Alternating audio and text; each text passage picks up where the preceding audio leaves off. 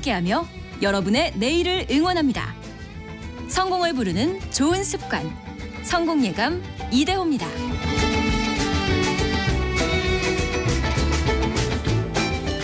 성공예감 이대호입니다. 2부가 시작됐습니다. 3월 21일 목요일 오전 10시 5분 지나가고 있습니다. 경제상식 퀴즈. 정답 알려드려야죠. 해녀였습니다. 해녀. 제주 지역에서 아무래도 좀 이 업종 자체를 이제 기피하신다고 합니다. 위험하기도 하고 또 그래서 아직까지 이제 나이 드신 분들 위주로 또 활동하신다고 하는데 한 2,800여 분 정도 활동을 하고 있다고 하네요.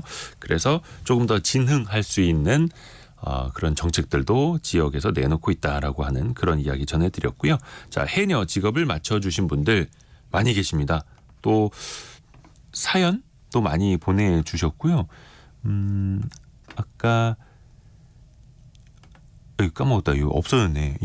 2872님이 얼마 전에 KBS 인간극장에서 본 102세 해녀 할머니가 생각나네요. 언빌리버블한 방송 내용에 언제나 감탄 중입니다라고. 102세 해녀 할머니가 계신가 봅니다. 와, 대단하십니다. 그리고 8540님. 할머니도 평생을 해녀로 살으셨었는데요. 너무 고생이 많으셨지요. 91살까지 살다가 돌아가신 할머니 보고 싶네요 라고 보내주셨습니다. 이분들 덕분에 저희가 또 그 맛있는 그 해산물도 먹게 되는 거죠. 고맙습니다. 그리고 방현애 님이 저는 맥주병이라서 물이 너무 무서운데 해녀분들은 정말 인어공주 같으세요 라고 보내주셨고요. 자, 항상 감사드립니다. 또 함께해 주신 분들께도 감사드리고요. 증시 상황 한번 볼까요? 샵 9730은 또 언제든지 열려 있습니다. 여러분의 문자 메시지 의견 많이 참여해 주시길 바라겠고요. 오늘 증시 상황도 좋습니다. 아까 해녀처럼 이제 주식이 잠수하고 있다라고 보내주신 분 계셨는데 오늘은 좀 떠올라야죠. 코스피는 1.4% 오른 2,728포인트 가리키고 있고요. 코스닥은 1.56% 오른 905.33 이렇게 해서 코스피는 2,700선, 코스닥은 900선 힘차게 넘어섰습니다.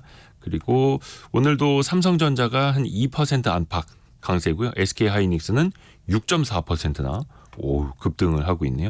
현대차가 3.5%, 삼성 SDI 2%, 삼성물산 2.6% 이렇게 급등하고 있습니다. 너무 오르는 주식만 말씀드리는 것 같긴 한데 안 오르는 주식도 많이 있기는 하고요.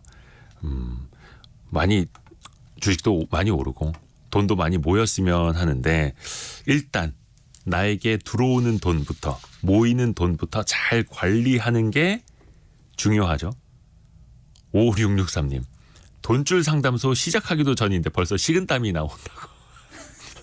아니 저희가 꼭 이렇게 막 호통치고 이러지는 않습니다. 그리고 9936님 매주 목요일 머니 트레이너 나오시는 날 알람 맞춰놓고 듣고 있습니다라고. 이야 고맙습니다. 자 함께 만나보시죠. 김경필 머니 트레이너 함께합니다. 안녕하세요. 네 반갑습니다. 아유 뭐 진땀까지 나신다니까 이게 저도 긴장이 되네요 이게. 아이 참. 아니, 좋은 이미지로 가져가야 되는데 그렇죠. 따뜻한 이미지로. 일단 여러분의 그 돈줄 상담을 받고 싶다 하시는 분들은 성공예감 이대호입니다. 홈페이지 들어오셔서 그 게시판이 있거든요. 거기에다가 글을 좀 올려주세요. 아니면 문자 메시지에 말머리 상담소 이렇게 써서 보내주시면 되는데요. 한 가지 좀 부탁을 드리면 내용이 자세할수록 좋습니다. 그렇죠. 여러분의 재무 상황, 자산 상황 혹은 소비 습관 자세하게 적어주실수록 저희가 더 상담을 더 쉽게 자세히 해드릴 수 있으니까요. 또 그런 분들 위주로 또 저희가 선택을 할 수밖에 없고요. 소개되는 분들에겐 저희가 푸짐한 선물 보내드립니다. 뭐 에어프라이어 막 이런 것도 있고요. 우선은 저희가 받은 상담 사례 하나 알려드릴게요. 40대 싱글맘이라고 합니다. 초등학교 저학년 아이와 살고 있어요. 연봉이 적지는 않은데 막상 새 나가는 돈이 많고 돈 관리가 잘 안 됩니다. 돈을 모아서 노후를 준비하려면 어떻게 해야 할까요? 라고 이제 시작을 하는데 이분이 2인 가구입니다. 2인 가구. 근데 연봉이 세전 기준으로 1억 4천이라고 합니다. 어유 많은 청취자분들이 이게 금액 듣고 웬 고민인가 또 이렇게 생각하실 수도 있겠네요. 아니 1억 4천 버는 사람이 뭐가 고민이야 이러실 거예요. 그렇죠. 그럴 수 있겠죠. 근데 일반적으로 이분의 사례를 이제 떠나서 소득이 많아도 네. 늘 뭔가 부족하다, 새 나가는 것 같다라는 생각들을 많이들 하시는 것 같더라고요. 그렇습니다. 예, 일단은 이 정도면은 그 1억 4천이 세전 기준이거든요. 네. 세전 기준으로 1억 4천 정도를 버신다 그러면은 담세율이 아마 22에서 25% 정도는 될 거기 때문에 그걸 제외하고 나면 아마 세후로 거의 850에서 900 정도 세금 떼고 받으실 것 같거든요.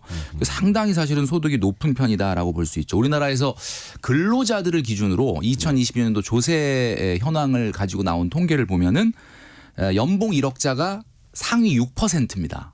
연봉 1억 이상이 상위 6%요? 네, 6%. 그러니까 연봉 1억이 딱 그 100분율로 봤을 때 6% 정도에 위치하고 있거든요. 네. 그러니까 이분은 뭐 근로자신지는 정확하게 안 나와 있는데 연봉이라는 표현을 하신 거 보면 근로자라고 봤을 때 뭐 네. 이분은 뭐 거의 근로자들 중에서는 상위 3% 안에 들어가는 분이다. 자, 그런데 이제 많은 우리 청취자분들이 야, 그렇게 돈 많이 버는데 뭐 걱정이야. 네. 이렇게 생각하실 수 있는데 이게 제가 많은 분들을 만나면서 깜짝깜짝 놀랄 때가 있는데 네네. 놀랍게도 고소득자일수록 돈 관리에 대한 고민이 많습니다. 아, 오히려. 네. 그러니까 이게 그리고 제가 또 깜짝 놀라는 거는 이 일반 직장인들을 만나보면 평균적으로 그 나이대에 있는 분들보다 연봉이 좀 높은데? 라고 하는 분이 N잡에 관심이 많아요. 그 말인 즉슨 소득을 더 다양하게 그렇죠. 하고 더 많이 벌려고 한다. 그렇죠. 그러니까 오히려 소득이 일반적으로 평균이거나 평균보다 좀 낮다 그러는 분들은 N잡에 사실은 좀 상대적으로 조금 덜 관심이 있고 그러니까 우리가 이제 뭐 양극화 하는데 사실은 양극화가 뭐 이런 거에서도 좀 나타나는 게 아닌가. 그러니까 이분도 사실은 고민이다, 돈 관리가 안 된다라고 하는데 뭐 막상 내용을 조금 이제 소개를 해드리겠지만은 뭐 고민도 있지만 사실 고민 아닌 것도 좀 있거든요. 네. 어떻게 보면 이제 돈 관리보다 돈을 버는데 소득을 높이는데 주력을 하다 보니까 뭔가 물은 많이 부어 넣는데 저 밑에 새어져 있는 구멍을 당장 못 막고 있는 약간 그런 걸 수도 있겠네요. 맞습니다. 네. 일단 이분 사연을 저희가 먼저 좀 보내드렸어요. 네네. 근데 이분이 굉장히 좀 디테일하게 써주시긴 했습니다. 우선 뭐 간단한 총평부터 좀 듣고 시작을 해볼까요? 네, 뭐 일단은 이분 같은 경우는 일단 대출 없이 수원에 구축 아파트 하나를 가지고 있다 이렇게 돼 있거든요. 그 대출이 없다 그러면은 아마 이제 수원 같은 경우는 뭐 지역마다 좀 차이는 있겠지만 28평 정도 아파트다라고 하면 이분이 이제 자산이 뭐 5억이라고 하셨는데 아마 이 아파트가 거의 대부분인 것 같고. 그리고 일단 보면은 차는 8년 된 4천만 원짜리가 있다라고 하셨는데 네. 차는 자산이 아닙니다.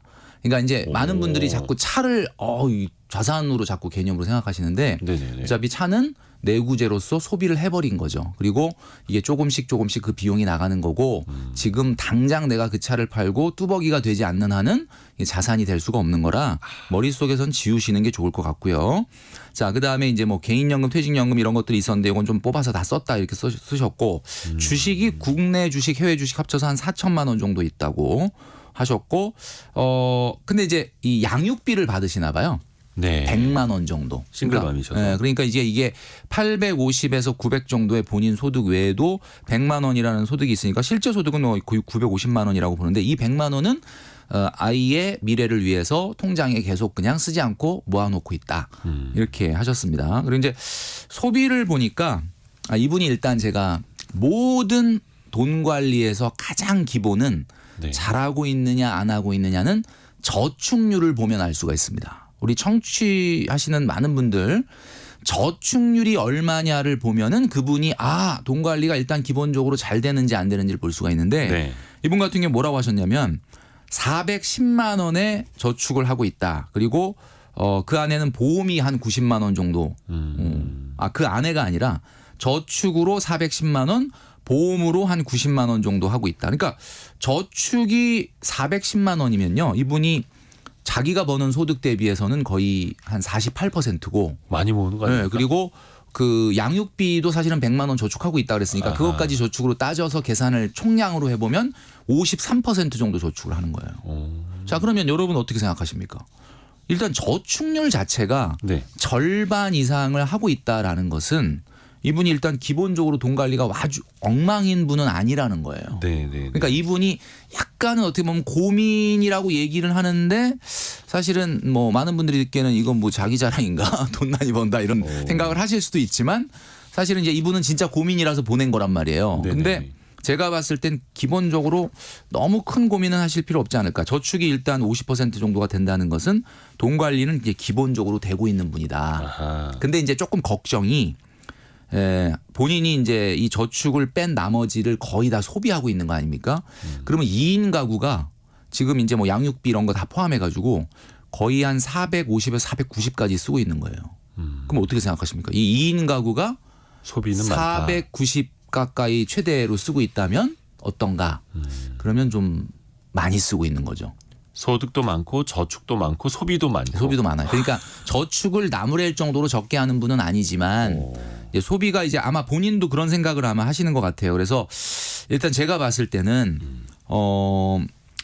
이 저축하고 보험 제가 지난 시간에도 한번 말씀드렸는데 네.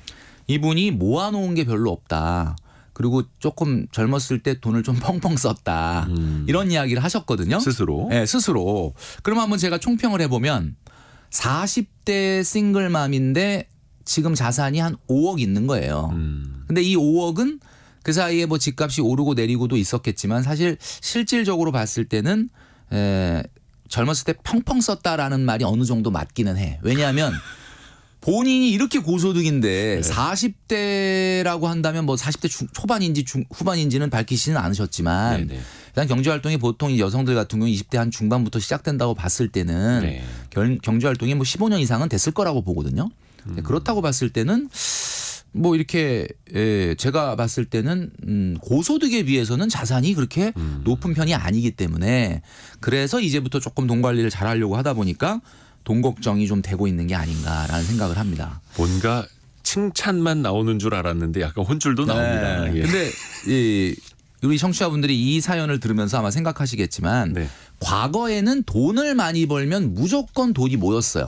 자, 이게 예. 무슨 얘기냐면 월급을 300을 타는 사람보다 당연히 600, 700을 타는 사람들이 돈을 잘 모을 수밖에 없었다. 제가 이제 전 시간에도 한번 말씀드렸지만은 소득이 높은 사람일수록 한계 소비 성향이 낮습니다. 한계 소비 성향이라는 것은 새롭게 발생하는 소득 대비 얼마나 소비를 하느냐인데 고소득자일수록 자꾸 소득이 올라가면 소비를 다 못해요. 왜냐하면 뭐 말씀드렸던 것처럼 하루 4끼 5끼 먹는 것도 아니기 때문에. 그래서 예전에는 무조건 소득이 높은 사람이 돈을 잘 모으고 그러니까 그 사람들은 잉여 소득이 많고 잉여 소득이 잉여 자산이 되는 거예요. 그런데 최근의 자본주의 마케팅은 우리 청취자분도 어떻습니까? 하이엔드 마케팅이에요. 뭐든지 비싼 게 있어요. 네네. 그러니까 예를 들면 이런 겁니다. 내구재, 소비재, 필수재와 등은 뭐 말할 것도 없고 밥 한 끼를 먹어도 옛날에는 돈이 없는 사람은 5천 원짜리 1만 원짜리 먹고 네. 밥 좀 돈이 있어 여유가 있는 사람은 뭐 2만 원 3만 원짜리 먹었죠. 네. 차이가 얼마나 나죠? 두세 배? 예. 뭐 한 2배? 이 정도밖에 안 나. 근데 지금 최근에는 여러분도 아시겠지만 뭐 오마카세니 파인다이닝이니 뭐 희한한 것들이 진짜 많지 않습니까? 10만 원 단위로. 그렇죠. 그러니까 한마디로 뭐냐. 정말 돈을 적게 버는 저소득자와 고소득자 간의 밥값만 해도 싼 거 먹는 사람 10,000원 먹는데 비싼 거 먹는 사람은 5만 원, 10만 원, 심지어는 20만 원짜리도 있다는 거예요. 자본주의의 모든 마케팅이 결국은 중간 소득자들한테 매출을 올리기보다는 네. 고소득자한테 더 많이 받아내겠다라는 마케팅이 지금 자본주의 마케팅이니까 지금 고소득자가 더 위험하다. 그러니까 지금 이분의 사연을 보고 우리가 이 자본주의 경제의 하나의 어떤 단적인 면을 보자면 지금은 있는 사람들이 돈을 지갑을 연다. 그러니까 예를 들면은 뭐 자동차 회사도 마찬가지입니다. 경차를 10대를 파느니 맞아요. 고가의 고급차를 2대를 파는 게 오히려 영업 이익에 훨씬 좋죠. 이익에 훨씬 도움이 된다. 맞아요. 그러니까 이런 하이엔드 마케팅이 누구를 노리고 있는 겁니까? 여러분 지금 우리 청취자 여러분들 중에서도 내가 저소득자야라고 생각하는 분도 있지만 야 그래도 내가 그래도 연봉은 좀 받는 편이야. 이런 분들이 있잖아요. 네. 그런 분들이 더 위험하다는 겁니다. 왜냐하면은 옛날에는 월급을 다른 사람보다 2배, 3배만 받으면 그냥 돈이 모였는데 네. 이제는 그 2배, 3배 연봉을 받는 분들이 써야 될 생활비가 2배, 4배, 3배 비싸진 거죠. 레벨이 더 높아져서. 레벨이 높아진 거죠. 그래서 이분이 고민이 시작이 된 거예요. 근데 최근에도 보면 자동차 회사들 영업이익률이 올라가고 있거든요. 그렇죠. 고급 차종, 맞습니다. SUV 차종이 더 많이 팔리면서 이익률이 올라가는데 네. 그 말인즉슨 어떻게 보면 중산층도 조금 더 비싼 차를 타는 거고 맞습니다. 아니면 고소득자들은 더 고급 차종, 더 비싼 차를 사게 된다. 야, 조심해야겠습니다. 이게 사실 고소득자들이 소비를 많이 해야 경제 전반적으로는 이제 낙수 효과도 생기고 맞아요. 좋은 건데. 네, 그러니까 우리가 경제를 이야기할 때 사실은 뭐 돈 많은 사람들이 아무리 많이 써봐야 쓰는 게 한계가 있으니까 총 수요가 늘어나려면 이 서민들이나 어떻게 보면 평균 저소득자들까지도 지갑을 열어줘야지 된다라는 게 원래 뭐 어떻게 보면은 경제 원칙인데 사실은 얘기할 때는 우리가 꼭 이제 우리가 절약 절제 얘기하면 우리 청취자분들 중에 아유 맨날 그렇게 돈 쓰지 말라고 하면 어떡하냐. 나라 경제는 누가 살리냐. 그렇죠, 그렇죠. 뭐 이런 얘기를 하시는 분이 있는데 네. 절대 착각하시면 안 되는 게 개인 경제와 국가 경제를 같이 이야기하시면 안 돼요. 그러니까 일단 개인 경제와 국가 경제, 국가는 말이죠. 정부는 절대 망하지 않는 회사입니다. 예. 끝없이 세금을 받을 수 있는 회사이기 때문에 네. 그래서 사실은 가장 중요한 게 개인 경제가 먼저 살아야 된다. 그래서 이제 최근에 이제 정부도 대출에 대한 완화에 기조해서 약간의 그 총량적으로 그 부채에 대한 규제를 좀 하고 있는 분위기지 않습니까? 이제 이런 것들이 사실 궁극적으로 나라 경제를 생각하더라도 우리 가계 부채 문제라든지 과소비의 문제는 해결돼야 된다. 이렇게 말씀드릴 수 있는 거죠. 일단은 새는 돈을 잘 막아야 된다. 그리고 김성진 님을 비롯해서 상위 3% 얘기를 왜 나머지 97% 청취자를 위해서 방송하느냐라는 멘트도 있는데 이 사례를 통해서 우리가 반면교사 삼아야 되는 것도 있겠고 네. 또 하나하나 여러분이라면 또 어떻게 해야 되는지 또 같이 이야기를 나눠볼게요. 아마 이 청취자분의 얘기가 의견이 사실은 그 기본적인 생각이긴 해요. 왜 여기 상위 3% 이야기를 하느냐. 근데 우리가 어떻게 생각해야 되냐면 우리 청취자분들이 언젠가 그 위치로 갈 수가 있습니다. 가야죠. 그리고 가야 되는 거고 그다음에 중요한 건 앞으로 소득이 늘어날수록 고민이 더 늘어난다는 걸 미리 알고 있어야 돼요. 소득이 좀 높아지고 좋아지면 막 무조건 이렇게 생활이 피는 게 아닙니다. 오히려 고민이 더 늘어날 수가 있죠. 근데 뭐 월급이 250만 원이라고 해서 자포자기 하시라는 건 절대 아니고요. 그럼요. 우선은 이 사연을 주신 분은 일하느라 또 아이 보느라 이 재무 상황을 꼼꼼하게 체크할 시간이 부족하다라고 그럴 수 말씀을 있죠. 하시는데 예. 그러면 소비, 소득, 자산, 대출 이거를 관리하고 체크해야 할 주기가 좀 필요할까? 뭐 예를 네. 들어서 한 달에 한 번씩 뭐 열어본다라든지. 맞아요. 뭐 한 주에 한 번 열어본다든지. 예. 자, 여러분도 이런 거 고민이 많이 있으시죠. 자, 그런데 일단 기본적으로 봤을 때 돈 관리라고 하는 것을 어떻게 하느냐. 어떤 분들은 막 엑셀 같은 데다가 막 매일 입력을 해가지고 그 숫자를 막 통계를 내고 뭐 하시는 분들도 있고 있어요. 막 가계부를 적으면서 맨 이렇게 숫자를 들여다보시는 분도 있고 뭐 그게 나쁘다는 건 아닌데 일단 어떤 시스템 위에 돈 관리를 올려놓은 다음에 사실은 잘 신경 안 쓰는 게 제일 좋은 방법이죠. 네. 그 시스템이 뭐냐. 그러니까 자동으로 돌아가는 어떤 방식이 있어야 된다. 자, 그러니 예를 들면 이런 거죠. 첫 번째는 우리 청취자분들도 잘 귀 기울여 들어보시기 바랍니다. 선저축을 하고 남은 돈으로 쓰는 습관을 가지면 돈 관리를 그다지 그렇게 어마어마하게 안 해도 돼요. 아, 먼저 떼내서 저축부터. 왜냐하면 우리가 저축을 할 때 자유적금 같은 걸 하시는 분들은 자 월급 날이야. 아 이번 달은 어떻게 저축을 얼마나 할까? 파킹 통장으로 돈을 얼마나 붙일까? 자유적금 통장에 얼마 돈 넣을까? CMA 얼마 넣어놓을까? 뭐 이런 걸 고민하시는데 이런 것들이 20만 원 넣을까? 30만 원 넣을까?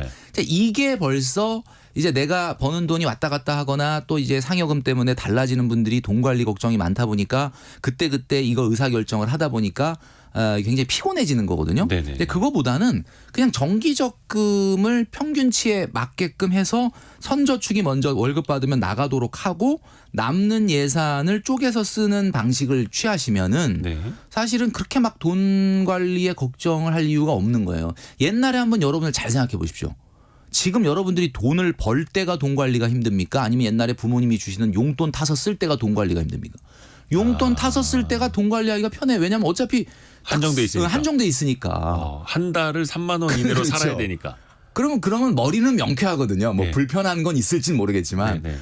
근데 이제 우리가 막 돈 관리를 걱정해서 막 이렇게 너무 뭐 엑셀을 보고 이렇게 막 들여다보고 하시는 분들 사실은 선저축으로 딱 누울 자리를 없애고 예산을 가지고 하시면 좀 쉽다는 거죠. 이제 이분 같은 경우는 양육비 100만 원에다가 정기저축 410만 원을 일단 선저축을 하고 있어. 그러면 사실은 남는 돈이 뭐 이제 420만 원 정도가 남게 되는데 420만 원 정도를 이제 자동으로 남는 돈을 사용하고 70만 원 정도를 이제 계절 지출 통장에다가 넣어 놓는 거예요.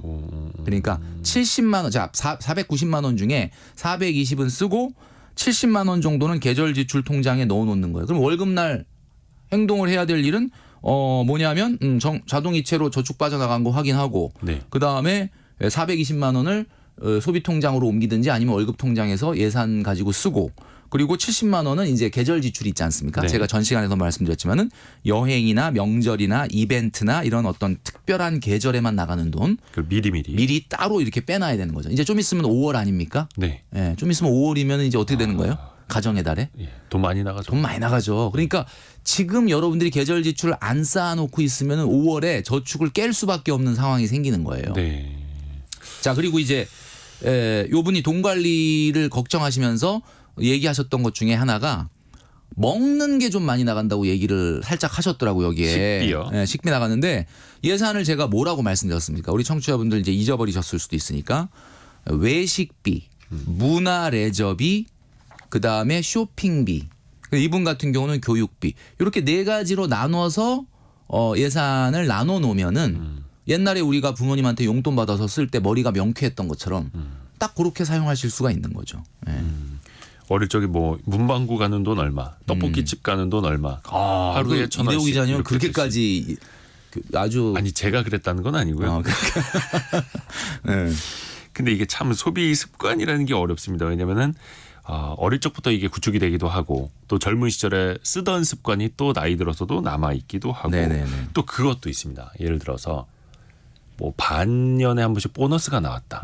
연말 보너스가 나왔다. 아니면 식당을 하다가 유독 3월에 매출이 확 올라갔어. 날씨가 따뜻해지면서 그렇죠. 이럴 수 있죠. 그러면서 맞아. 내가 필요했던 거 지금 좀 사야겠다. 봄 옷도 그렇고 아니면 에어프라이어가 너무 좀 오래됐는데 이번 달 매출이 좋았으니까 이거 바꿔볼까. 에어프라이어, 이런 생각들 하게 에어프라이어기는 우리 여기 그 돈줄 상담소에다가 사연을 보내서 받아야죠. 그걸 왜 삽니까, 여러분? 자. 그죠? 자, 근데 이제 이분이 이제 뭐 사실 아까 이제 말씀하셨던 내용 중에도 이제 살짝 있었는데 네. 또 이제 아이 초등학교 저학년을 키우다 보니까 네네네. 교육비에 대한 문제 고민이 좀 있으신 것 같아요, 보니까. 근데 교육비로 얼마를 쓰는가 봤더니 청취자 여러분들 어떻게 생각하십니까? 이제 이 고소득자예요. 900만 원이고 아이 한 명을 키우는 싱글맘인데 초등학교 저학년이라는 걸 보면 아직 4, 5학년은 아닐 것 같고 네. 1, 2, 3학년? 한 뭐 이 정도 될 것 같은데. 저학년. 자, 150만 원을 교육비로 쓰고 있습니다. 150만 원. 초등학생 저학년 한 달 교육비가 150만 원. 근데 저는 이제 아이가 다 20살 넘어가지고 예. 오래돼서 기억이 잘 안 나는데 네. 여러분 어떻습니까? 이게 물론 모든 것들은 다 소득에 걸맞는 소비가 돼야 되니까 이분이 상대적으로. 상대적으로 고소득자라는 걸 감안했을 때 네. 교육비 150만 원은 어떻게 좀 과한가요? 어떤가요? 우리 이대호 기자님도 아이들 키우고 계시는데. 제가 봤을 때 좀 과하죠. 한 명인데. 한 명인데. 예. 예, 그래서 아마 여러 명이었으면 좀 이렇게 많이 못 시켰을 수도 있는데 한 명이라서 집중 투자를 하고 있다. 이렇게 볼 수도 있는 거고. 근데 일반적으로 여러분도 아시겠지만은 아이들 사교육비라는 게 보통은 중고등학교 가면은 입시에 집중되지 않습니까? 네. 그러니까 예를 들면 얘가 공부다 그러면 그 공부, 영어, 수학 뭐 이런 거. 그다음에 얘가 뭐 예술 쪽에 음악이나 뭐 체육을 한다면 그쪽으로 입시에 맞춰지는데 네. 초등학교 저학년이라는 것은 아직 얘가 어디의 방향으로 갈지를 모르는 거야. 그러니까 어떻게 되는 거죠? 그냥 이것저것 다 하게 될 수밖에 없는 거예요. 부모님 입장에서는 얘가 미술을 잘할 수도 있고 체육을 잘할 수도 있고 공부를 잘할 수도 있고 영어를 잘할 수도 있고 뭐 그러니까 다 시키다 보니까 요맘때가 상당히 교육비가 많이 들어가는 거죠. 근데 사실 이제 제가 먼저 이분보다는 조금 아이를 먼저 키웠던 선배로서 보면 이게 보통 우리나라의 그 학교에 요즘은 중학교 1학년, 2학년까지도 시험을 안 본다고 하더라고요. 네. 이대호 기자님 잘 아시죠? 그러니까 뭐 이렇게 특별한 평가가 없다면서요. 뭐지 중2 때부터 좀 시험 본다 하던가 그러더라고요. 그러니까 그 전까지는 이런 평가가 없는 거예요. 그러니까 사실 아이들이 초등학교 6학년이나 중학교 3학년 즈음 되면 아이들이 무엇에 소질이 있고 잘하는지는 사실은 나타나거든요. 네네. 예, 만약에 그때까지도 아무것도 안 나타난다라고 한다 그러면은 뭐 조금 더 기다려 봐야 되는 수밖에 없는데 부모님의 마음에서는 당연히 조급하죠. 얘가 뭐 공부 쪽으로 가야 될지 아니면 뭐 예체능으로 가야 될지 아니면 또 기타 다른 쪽으로 가야 될지에 대한 그러다 보니까 이때 어떤 약간 실험적으로 네. 학원을 여기저기 너무 많이 보내시는 게 아닌가. 이것도 필요해 보이고 뭐 로봇 코딩도 좀 필요해 보이고 이제는 로봇 수영도 코딩까지 필요해 합니까? 보이고. 네. 그러면 이제 사실은 생각보다는 이제 그러니까 제가 이 부모님들의 마음을 모르는 바는 아닌데 제가 여기서 뭐 비용을 절약해라 줄여라라는 내용보다는 네. 교육은 어차피 줄이라고 얘기해도 말을 안 들으세요. 이건 어차피 제가 말씀을 드릴 수 있는 영역은 아닌데 그러니까 그 자녀의 미래를 위해서니까. 네, 굳이 조언을 하자라고 한다 그러면은 제가 봤을 때는 많은 것을 여러 가지를 시키는 건 좋지만 과연 이걸 아이하고 상의를 한 거냐를 물어보고 싶어요. 아이가 자 태권도, 미술, 피아노, 뭐 영어, 수학 자 이거 가는 거 너 좋아하느냐 재밌느냐 너가 이것이 너의 미래를 위해서 필요하다고 생각하냐라고 충분히 대화를 하고 아니 물론 아이들은 당연히 안 가 싫어 안 할래라고 할 수 있지만 조금 더 진지하게 여러 번 대화를 통해서 이게 만약에 그럼 이 5개 6개 중에 네가 꼭 3개를 너의 미래를 위해서 해야 된다면 너는 어떤 거를 더 우선순위로 생각해? 이렇게 대화를 자꾸 시도를 해서 그 이 아이의 어떤 의견을 반영을 해서 학원을 보내면 아이도 좀 책임감이 생기지 않겠습니까? 근데 만약에 이렇게 여러 개를 보낸다는 거는 거의 아이의 의견은 반영되지 않았을 가능성이 높다. 9936님이 저학년 아이가 그런 걸 스스로 판단할 수 있을까요? 라고 질문 보내주셨고. 근데 예. 제가 이거 우리 부모님들이 예. 저희 그 큰 누님이 독일에 계시는데 이제 뭐 저희 조카가 다 컸지만 거의 30살 됐지만 네. 5살 때부터 그 외부에서 친구들이 놀러 오면은 네 방 사용해도 되니라고 물어보고 5살 먹은 애한테 허락을 맡아서 사용을 했다 그러더라고요. 처음에 5, 6살 먹은 애가 뭐 그 의견을 자기가 내겠느냐는데 어려서부터 어떤 일을 하더라도 반드시 의견을 물어보고 상의하고 동의를 구하고 하는 습관을 가지면 아이들이 자기 의견이 생기는 건데 초등학교 저학년이면 8, 9살, 10살 이렇지 않습니까? 네. 그 아이들 분명히 자기 의견이 있어요. 있죠. 예, 그래서 그거는 이제 안 물어 버릇하셔서 그런 거예요. 예, 그래서 그러니까 시키는 대로만 하도록 길들이게 하는 게 아니라 그렇죠. 본인의 의견을 좀 쌓아 나갈 수 있도록. 네, 근데 또 맞습니다. 하나가 이분의 사연이 이제 싱글맘이다 보니까 그리고 일하느라 너무 바빠서 아무래도 연봉이 1억 4천이면 분명히 근로 시간이 길 겁니다. 맞아요. 다른 사람들보다. 그래서 더더욱이 속된 말로 뺑뺑이 돌린다고 하지 않습니까? 엄마 올 때까지. 그럴 수도 있겠네요. 네. 그러면은 또 어쩔 수 없지 않을까 싶기도 하고요. 그러니까 이제 사실 그러다 보면 뭐 돈이 당연히 이제 제가 이걸 돈을 줄여라라고 지금 얘기하는 게 아니라 어떻게 보면은 사교육도 이제 아이의 의견을 좀 반영을 해서 좀 선택과 집중이 좀 필요하지 않을까라는 것들을 좀 의견을 말씀드린 거고 어떤 구조적으로 이분이 일을 굉장히 오래 어떻게 보면은 뭐 땡 6시 하고 퇴근하시는 게 아니라고 하면은 어쩌면 약간 불가항력적인 요소가 좀 있을 수는 있겠다라는 생각이 듭니다. 그렇죠. 그리고 또 이분이 아이 장난감, 아이와 키즈 카페 가는 거, 또 아이와 노는 비용이 뭐 한 23만 원 정도 된다고 하셨고 네. 또 이런 분들뿐만이 아니라 요즘에는 애들 만날 때도 애 엄마들도 같이 어디서 만나고 차 한잔하고 이런 비용들이 매달 이렇게 몇십만 원씩 또 나가신다 하더라고요. 네네네.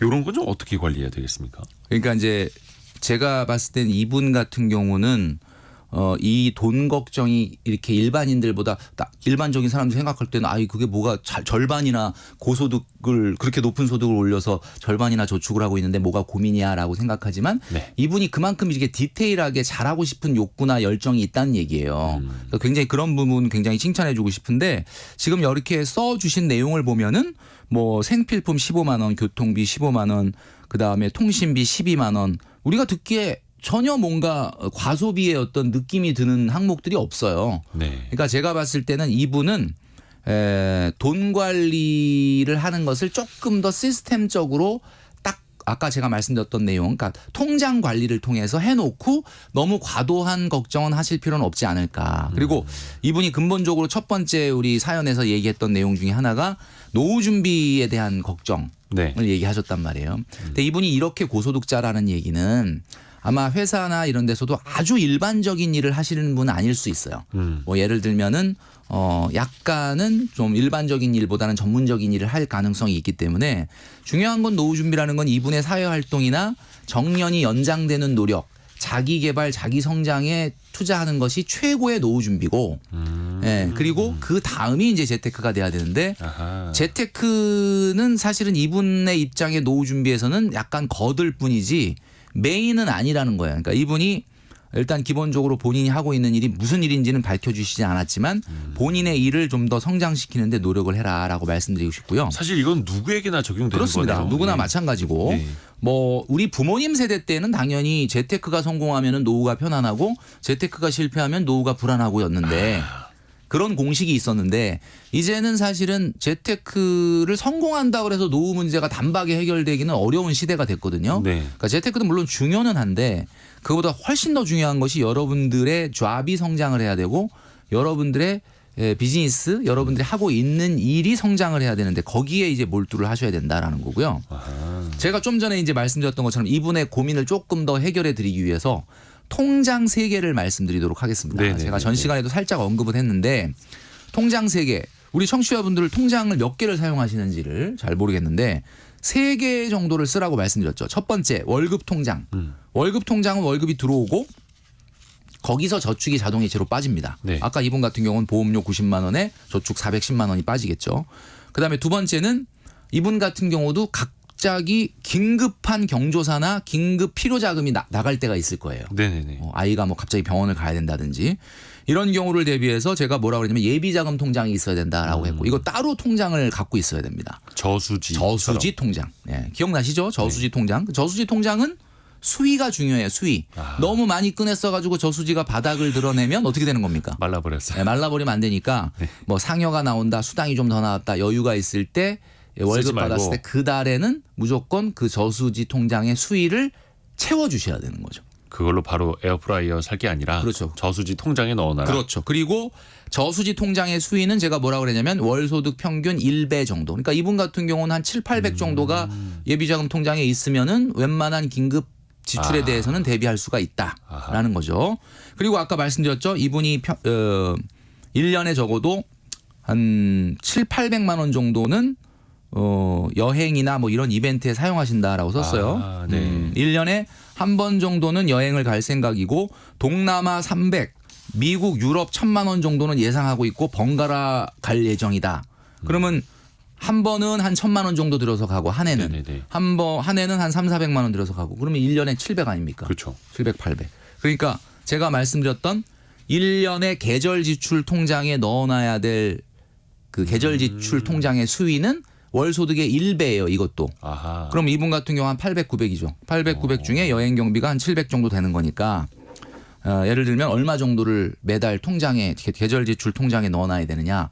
한 달에 한 70, 80만 원 정도는 쌓아놔야 되는 거죠. 아, 이것도 그러면 계속 쌓아 나가야 되는 걸까요? 왜냐하면 이제 이거는 저축이 아닙니다. 네. 여러분 계절 지출 통장에 이분처럼 70, 80을 보내서 1년에 한 800, 900을 넣어놓는다 그럼 800, 900이 모이는 게 아니라 자 여행 경비로 700 쓰죠. 아, 뺏어 쓰고. 그리고 또 명절에 좀 써야죠. 다시 채워 넣어야 네, 되는. 이러니까 계절 지출이라는 거 안에 사실은 우리가 이벤트 자금도 있는데 네. 이제 지금 오늘 날짜가 우리가 3월 21일이잖아요. 네.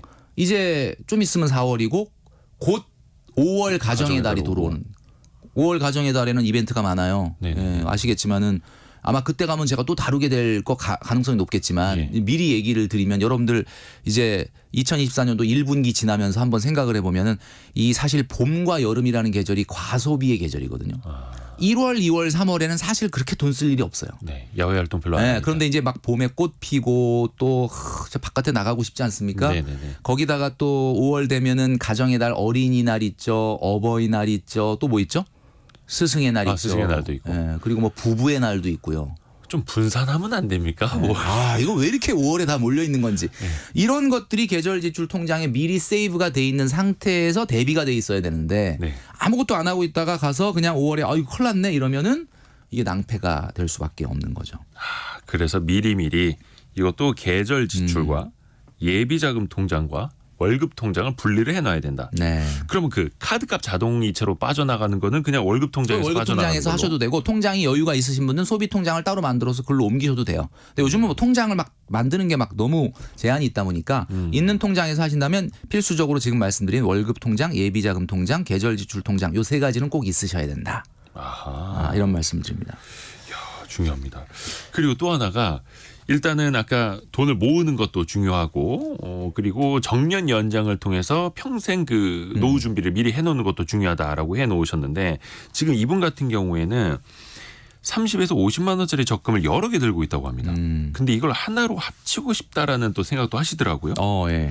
이게 제가 어떻게 말씀드렸던 하는 것 게 낫습니까? 같은데 예. 만기가 계속해서 돌아오게 되잖아요. 30, 50, 20 막 이렇게 하면 네, 뭐. 만기가 자주 돌아오잖아요. 네네네. 그러니까 만기가 돌아오면 기분은 좋은데 문제는 그 만기에 돌아오는 그 금액 자체가 그렇게 볼륨이 이렇게 금액이 크질 않으니까 처음에 제가 이거 왜 내가 저축하는 거지? 나 노후 자금을 위해서 조금 더 미래의 경제적 안정을 위해서 저축을 하는 거였는데 30, 20, 50 저축하다 보면 하나 정도는 요거 좀 내가 좀 쓰고 싶다. 이렇게 유혹을 받을 수가 있는 거예요. 네네네. 그래서 그런 것들은 조금 이분이 말씀하시는 것처럼 기회가 될 때 한번 합쳐서 뭐 한 건, 두 건 정도로만 하시는 게 어떨까라는 생각을 합니다. 그러니까 이제 만기가 돌아오면 고삐가 풀린 거죠. 그 돈에. 그렇죠. 목적을 분명히 해놓지 않으면은 문제가 될 수가 있는 거죠. 돈이 자, 이분이 또 뛰쳐나갈 수도 무슨 있고. 걱정을 얘기를 하셨냐면 네. 그 식비 얘기를 하셨어요. 식비 얘기. 지금 평균 식비가 110만 원 정도 되는데 이것도 조금 많다고 느껴서 줄여보고 싶다 이런 이야기를 하셨거든요. 2인 가족이잖아요. 네. 어떻게 보세요? 초등학생 이대호 기자님 처음이나. 보시기에는 110만 원 2인 가족. 아이가 뭐 어리니까 뭐 이렇게 많이 먹진 않겠지만 어때요? 110만 원. 글쎄 많은 것 같지는 않은데요. 요즘엔 그렇죠. 일단 어디 식당만 나가도 몇만 원은 기본이니까. 그러니까 이분이 근본적으로 지금 돈 관리에 대한 걱정이 많아. 내가 봤을 때. 예. 그러니까 이게 뭐냐면 식비가 유독 이제 이분을 말씀드리는 건 아니고 또 식비가 유독 걱정인 우리 청취자분들이 많이 있기 때문에 말씀드리면 네. 우리가 보통 엔겔 지수라고 하는 거 있지 않습니까? 엔겔 지수는 원래 내가 쓰는 총 지출 대비 식생활비의 지출이 얼마나 차지하느냐를 나타내는 건데 이제 그렇게 얘기하면은 내 총 지출 비용이 얼마인지 식비가 얼마인지를 모르니까 여러분 우리 청취자 여러분들이 헷갈려 하실까 봐 그냥 총 소득으로 제가 말씀을 드릴게요. 가구 소득이 300만 원 미만인 1인 가구다 그러면 30% 넘으면 안 됩니다. 90만 원이요. 예. 그 정도 넘어가면 안 되고요. 300에서 500이다 그러면은 그거보다는 더 낮아져야 돼요. 왜냐하면 소득이 높을수록 엔겔 지수는 떨어지니까. 이거는 1인 가구. 1인 가구 기준. 기준이거든요. 근데 1인. 이제 그럼 2인 가구, 3인 가구는 어떻게 해야 되냐? 여기에다가 5%씩 증가시키면 돼요. 곱하기 2 곱하기 3이 아니라. 예. 곱하기 2가 아니라 5%씩. 그러니까 예를 들면 이런 거죠. 300만 원인 1인 가구가 30%였다 그러면 이 300만 원 소득의 2인 가구다 하면 35%. 네. 300만 원의 3인 가구다 그러면 40%. 뭐 이런 식으로 되는 거죠. 그리고 300에서 500만 원 정도인 분은 한 25% 정도 쓰는 게 적당하고. 그러니까 5% 포인트로. 그다음에 500에서 700 이상 번다면 20% 정도 쓰는 게 적당하고. 근데 이분이 지금 850, 900인데 700만 원이 넘는다 그러면 15에서 20%만 안 넘어가면 됩니다. 그러면은 이분 같은 경우는 15%를 적용을 한다 그러면 15에서 20% 적용한다 그러면 한 120에서 170 사이 정도. 식비는 많이 안 쓰신다고 그러니까 하더라고요. 이분은 오히려 제가 봤을 땐 고민을 조금 번지수가 좀 잘못돼 있는데 그러니까 이거는 제가 봤을 때는 고민이 아니라 이 정도 쓰는 건 상당히 관리를 잘하고 있는 거죠. 그러니까 뭐 도시락도 싸갖고 다니신다고 하더라고요. 그러니까요. 이 정도 네. 관리 잘하시는 겁니다. 근데 이거 끝내기 전에 이거 저도 여쭤보고 싶은데 이분이 아까 저축을 여러 가지 많이 하신다고 했잖아요. 네. 근데 한편에서는 마이너스 통장을 또 쓰고 있다고 합니다. 그러면 한쪽에서는 마이너스 통장으로 마이너스, 한쪽에서는 저축으로 플러스. 이거를 마이너스 통장을 쓰는 게 낫습니까? 안 쓰는 게 낫습니까? 그러니까 저축을 이제 하나 푸는 게 낫습니까? 어떻게? 사실은 이분이 저희한테 보내준 사연에서는 850, 900 벌어서 410만 원 저축하고 나는 나머지 한 490 씁니다라고 본인은 그렇게 알고 있는데 네. 저희가 말하는 통장 관리대로 통장을 쓰지 않다 보니까 결국은 한쪽에서는 저축을 하고 한쪽에서 마이너스가 나서 더 쓴다는 거거든요. 그럼 그 얘기는 마이너스가 난 부분만큼 저축해서 빼줘야 되니까 실제로 우리가 회계 처리를 해보면 이분은 아마 410만 원 저축을 하고 490을 쓰는 게 아니라 실제 마이너스 나는 금액이 만약에 100만 원이다 그러면 실제는 310만 원 저축하고 사실은 490이 아닌 590을 쓰게 되는 거죠. 그러니까 한마디로 얘기해서 마이너스 통장을 일단 없애셔야 돼요. 이분이 돈 관리가 되려면 마이너스 통장을 없애야 된다. 마이너스 통장에는 일정한 금액을 자동이체로 송금을 하셔야 없어지지 않습니까? 우리가 아니면 뭐 예를 들면 보너스가 나오거나 사기업 나왔을 때 한번 정리를 하든지. 네. 예. 마이너스 통장을 계속 들고 있다는 얘기는 저축을 하지만 한쪽에서는 또 마이너스를 내고 있으니까 나는 저축 410만 원 해 라고 마음 먹고 있으나 그 저축이 410만 원이 아닌 거가 되는 거죠. 언제든지 열려버릴 수 있는 수도꼭지처럼. 그렇죠. 예, 근데 그게 아예 저 밑에 있는 밸브를 잠가버려야 된다. 맞습니다. 아, 그러게요. 이건 아마 많은 분들이 또 같이 고민을 하는 지점일 수도 있어요. 마이너스 통장 같은 경우에. 여러분의 사연 저희가 많이 기다리고 있습니다. 그 성공예감 이대호입니다. 예, KBS 내에 있는 홈페이지 들어오셔서 돈줄 상담소 게시판에 사연을 올려주시면 저희가 이제 선정을 해서 상담을 해드릴게요. 자산이라든지 소득, 소비, 저축 이것도 항목별로 좀 꼼꼼하게 적어주시면 선정될 확률이 더 높아진다라는 거, 그리고 또 저희가 선물도 같이 드린다라는 거. 선물 받으시면 여러분의 소비가 줄어들 수도 있습니다.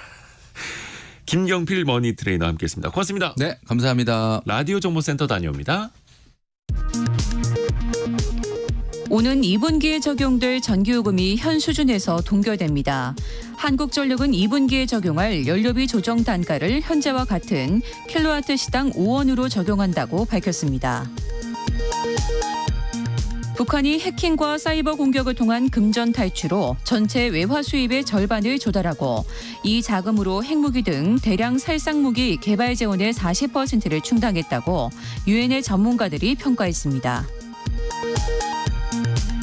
테라 루나 폭락 사태의 핵심 인물인 권도영 씨가 한국에서 수사와 재판을 받게 됐습니다. 몬테네그로 항소 법원은 권 씨 변호인 측의 항소를 기각하고 한국 송환을 결정한 고등법원의 판단을 확정했습니다.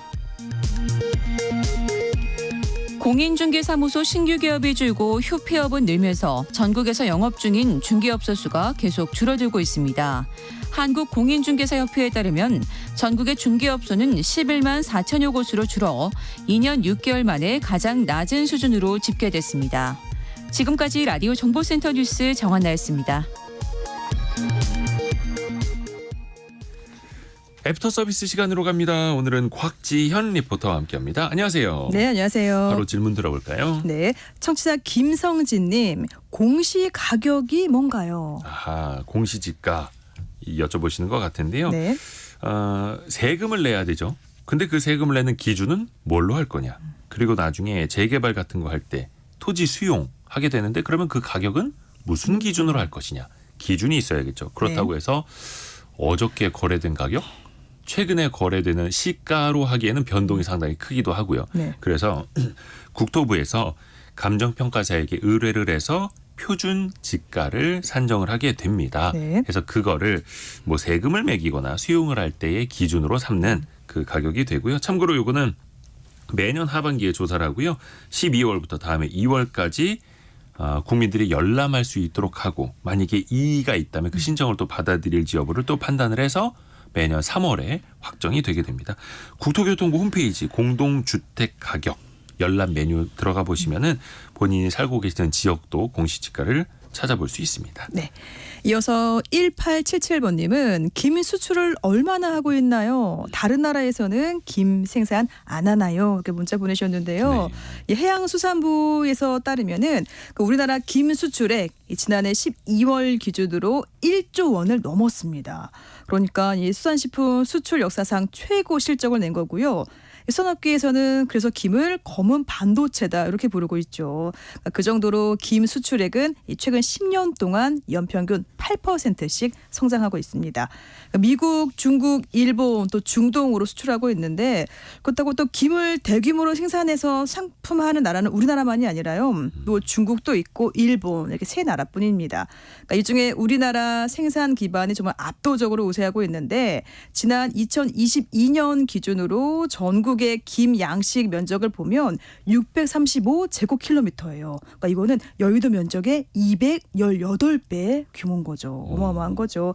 그래서 1년에 한 55만 톤의 물김을 생산하고 있고 그러니까 경쟁국인 중국 그리고 일본의 생산량을 합친 것보다 우리나라가 더 많습니다. 또 맛있기도 하고요. 그렇죠. 그래서 검은 반도체라고 해서 수출이 많이 늘어나고 있는데 수출이 늘어날수록 또 국내에서 유통되는 게 또 줄어들 수밖에 없다 보니까 가격이 또 오른다고 하네요. 네. 다음 질문은요. 네, 3566번님이 보내셨네요. 일본 YCC 폐지했다는데 YCC 이게 뭔지 쉽게 설명해 주세요. 와, YCC 이런 질문을 주시다니요. 이거 제대로 설명하려면 한 30분, 1시간은 있어야 되는데 네. 일드 커브 컨트롤이라고 하고요. 최근에 이제 일본 중앙은행 때문에 더 많이 또 이슈가 되고 있는데 일드라고 하는 건 채권 수익률, 채권 금리라고 보시면 됩니다. 네. 커브는 이게 일반적으로 단기 금리보다 장기 금리가 더 높거든요. 네. 왜냐하면 오랜 기간에 걸쳐서 내가 돈을 빌려준다. 그러면 시간 가치라든지 여러 가지 위험 부담이 더 크기 때문에 장기 채권의 금리가 더 높죠. 네. 그런데 그거를 컨트롤한다라는 겁니다. 일례로 중앙은행이 이게 시장에 인위적으로 개입하는 것이다라고 보면 돼요. 네. 국채 금리가 너무 오를 때는 중앙은행이 그걸 사들입니다. 매입을 해서 금리를 떨어뜨리게 되는 거고요. 그러면 돈이 시중에 풀리니까 네. 양적 완화가 돼버리는 거죠. 그리고 만약에 금리가 너무 내릴 때는 매도를 해서 금리가 올라가도록 해서 이거는 긴축을 하는 효과가 나타나는 거죠. 네. 그렇게 해서 일종의 통화량을 조정하는 시장 개입 수단으로 가져가는 겁니다. 예, 그게 YCC 일드 커브 컨트롤이다 이렇게 보시면 되겠습니다. 네. 자, 다음은 0246번님이 곡물 중에 밀은 다 수입하는 건가요 하셨는데요. 보통 밀은 우리나라에서 수입국이 보통 뭐 주로 호주나 미국, 캐나다에서 수입하고 있는데 우리나라에서도 밀 수확하고 있습니다. 예, 지난해 국산 밀 공공 비축 물량을 보면 2만 톤으로 지난 2022년보다 20% 정도 넘게 늘었고요. 또 지난해 밀 관련해서 사업이 추진이 됐습니다. 밀 산업 밸리와 시범 단지 조성 사업으로 그래서 올해 전북 김제, 또 전남 구례, 또 경북 구미, 또 경남 함양 이렇게 4곳에 밀 재분 시설이 순차적으로 완공될 예정이라고 하네요. 오늘 밀 그리고 김 관련된 질문도 들어왔고요. 저희가 아까 1부에서는 사과, 농산물도 이야기를 많이 해봤고요. 오늘 네. 공교롭게도 이제 먹거리에 대한 고민들 많이 좀 같이 이야기를 해봤네요. 애프터 서비스 곽지연 리포터와 함께했습니다. 고맙습니다. 고맙습니다. 자, 여기서 성공예감 이대호입니다. 마무리하고요. 내일 아침 9시 5분에 다시 돌아오겠습니다. 성공예감은 오늘도 여러분을 응원합니다.